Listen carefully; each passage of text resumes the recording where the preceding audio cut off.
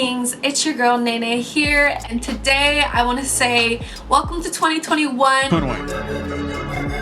If you are watching this, then the first thing I want to do is congratulate you because you made it through 2020. No words necessary after that. I really wanted to make this my first video talking about how to start your natural hair journey because it's the beginning of the year, and of course with the new year we are always open to trying new things. And if you are watching this, then this is your sign to go natural. We are, all in the house, and why not start a natural hair journey at the top of a new year? One, because if we have learned anything from 2020 is we really need to take time to take care of ourselves, and self-care is just super important. And why not take care of yourself better than taking care of your hair instead of just putting all that heat damage or whatever damage that you might have been doing to it, and just taking time to invest in yourself. So whether you have already started or you don't know where to start, this video is going to be for you because we're going to be going over the basics today on how to get started and learning about your natural hair. Getting into everything, the first thing we are going to start with is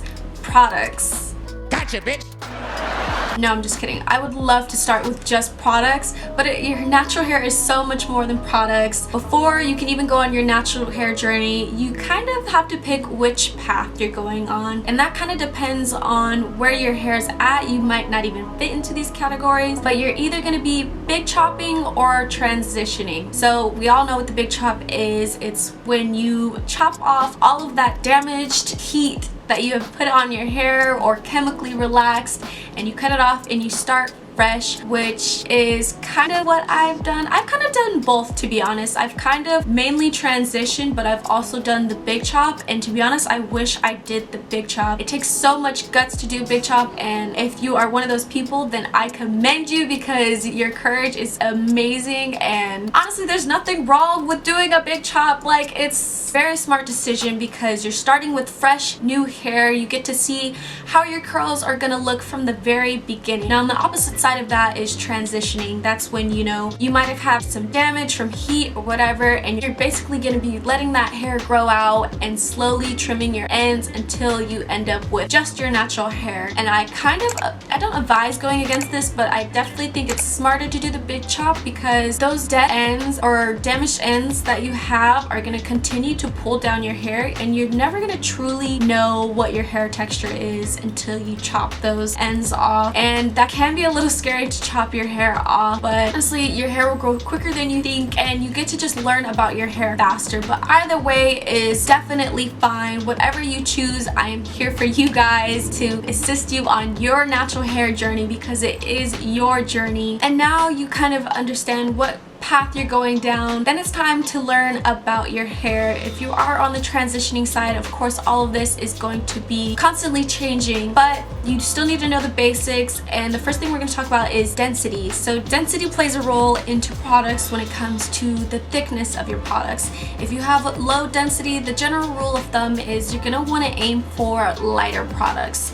Now, how do you determine what kind of density you have? The best way and the easiest way, there's definitely other ways to figure it out, but general best way to do it is to take your hair back out a natural part. So as you guys can see, I don't have any parts in my hair right now, and if we were to look at my hairline, sometimes you have a lot of breakage around the hairline, so we're gonna actually look a little bit past my hairline, and while we're up there, try to avoid this massive pimple up there. Thank you very much. But looking at my hairline, we could see that I can't really see my scalp. So what we're looking for is, if I were to pull my hair back, we're really looking into that scalp. You can't really see my scalp when I pull my hair back, and that means that I have high density, and having high density means you just have a lot of hair strands, and as you guys can see, I have a lot of hair. The second thing we're going to be looking at is our hair porosity, and when I first heard this word I was so confused, but the simplest way we can think of porosity is how well our hair absorbs water, and by water we mean moisture. So when you have high porosity, it's very easy to get moisture inside your hair. Some characteristics kind of associated with high porosity are your hair soaks up water very easily. If you've inflicted a lot of damage onto your hair, this is most likely likely what category that you would fit into. And also, if your hair dries really quickly, then you're most likely in the high porosity category. Now on the opposite spectrum of that is low porosity, which is my kind of hair texture. For me, it's very hard to get moisture inside of my hair cuticles. So some characteristics of my hair are I tend to get product buildup, and when I go to wet my hair, it takes a while before the water actually soak on my hair. So if you did like a spray test, if I were to spray some water on my hair right now, you would most likely be able to see the strands of water on my hair because it just will not absorb unless we use other things. So when you're trying to determine your hair porosity, a lot of things that might come up is the hair floating test, water test, whatever it's called. But I would say try to avoid that test for determining your hair porosity. It is there's a lot of just claims that can be denied, so just try to avoid that in general. Like I said, what you could use is a spray test actually, or just knowing the characteristics of your hair. And keep in mind, your hair porosity can change. Now the last basic about your hair that you should probably know about is curl types, and you've probably seen this chart before. It has 4 different types of hair on it, and type 1 is basically straight hair, and type 4 is the coiliest or the tightest that curls can be. So if you have really tight curls that resemble almost like, for example, I have type 4B, 4A. To be honest, your curls are not gonna fit in one category.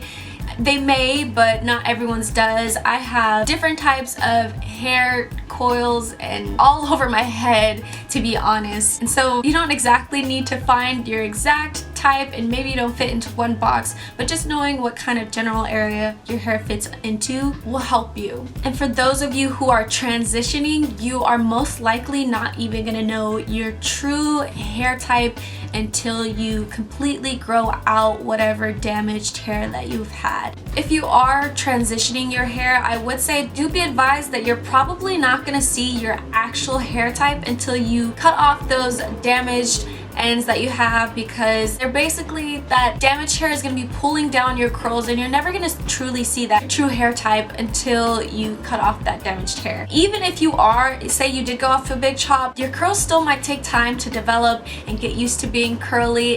Curls need a little bit of love before they start showing their true colors.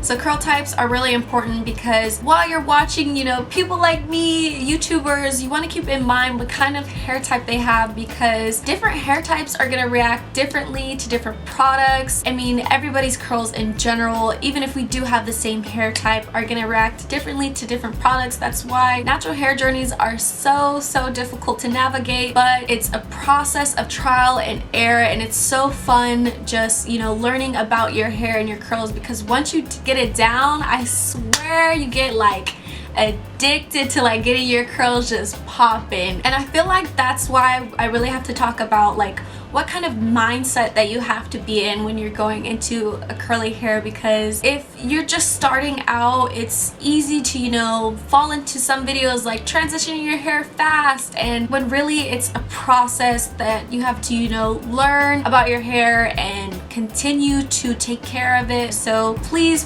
don't fall into the mindset of watching all of these YouTubers and seeing their hair and just being discouraged because your hair doesn't look like that. Your hair is gorgeous regardless if you're transitioning, big chopping, or whatever. It's yours, it's growing out of your own head, and just enjoy it. Honestly, you don't need long hair to be beautiful, and I hate that that's like a beauty standard that we have in our society. Whatever hair length that you have is gorgeous, and it makes you unique for you just being you. So with all of that being said, now I encourage you guys to just start your natural hair journey. That is the hardest part about going on this natural hair journey, is you think you need to have all these products and hair tools and everything, when the hardest part is to just start taking care of your hair, letting it grow, putting down the heat tools if you want to maintain healthy hair, or at least trying your best to avoid them.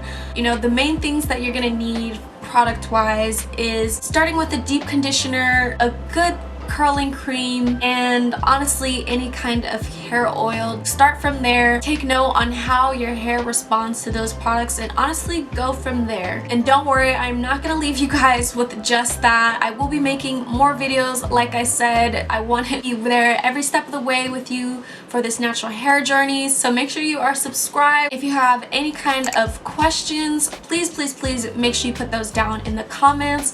I will always be looking at those. Write any kind of questions, tell me about your hair. I'll stop anybody if I see their hair, they got natural hair. Like, don't be afraid to tell me your whole natural hair journey up to this point. I will read it, we could talk. I want to invite you guys and create this community of natural hair, because it is so hard when you are doing it by yourself, and I know you guys need more than just me. So make sure you guys are looking in the description box. I'm going to be putting a bunch of resources, as I always do with my videos, some other VTubers that you guys can watch based off of your hair type and all of that. And don't forget to subscribe to your girl. If you've learned something today, please like this video. Also, I am a big proponent of black owned hair brands, so check that video out if you haven't watched it already. Go share this video with your friends, your family, anyone, because we gotta support our black natural hair brands out here. You know, they're looking out for us, so look out for them by watching my videos and learning more about which ones are black owned.